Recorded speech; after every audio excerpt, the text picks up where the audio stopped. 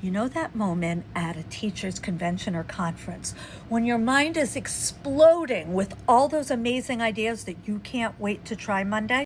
That was me this week after being at the New Jersey, the NJEA Teachers Convention last week. That's in the US. And I'm going to share my top 3 takeaways. If you're just meeting me, I'm Melissa. I have been teaching since 1993. You are never too old to learn. It's one of my favorite things to do, even at my age, is learn new ways to engage my students and become better at the craft of teaching. The first tip I have is about a session about engagement strategies. The presenter passed out pool noodles. She's 4th grade, so the example she gave was all the products of the 7 times table. So she'd say 7 times 7, and let's say this one said 49. The first person to get their pool noodle on there, you can see it's very light. I thought it would be much harder, but it's very light, gets the point. And I was talking to a high school teacher who said he could do this as a review. He could have A, B, C, and D. They could review with that. If you're worried about them hitting each other, you could have big papers on your floor and have them far away from each other. Of course, you would teach explicitly how to use these noodles. The second session I went to was all about co-teaching.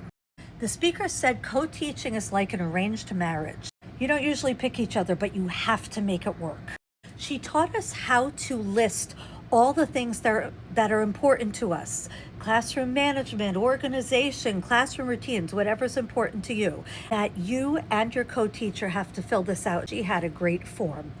And then you use that as a way to communicate with each other because it's often uncomfortable to talk about those hard things. And the third tip I have is from my friend Allison Gollin, and I'm going to tag her below. Go connect with Allison. She teaches all about how to have positive relationships with parents. She talked about her strengths-based spiral. It's a way to make sure that you are talking positively about a child, still getting any weaknesses or things they have to work on in, but it shows you how to bring the parent into the conversation so that you are a team. And she gave incredible tips, things that you could print out and have next to you when you're at a conference. So in case you don't know what to say, she has them ready for you. If you want me to share more tips, let me know in the comments. And if you're in New Jersey and you haven't gone to the convention, make sure you go next year.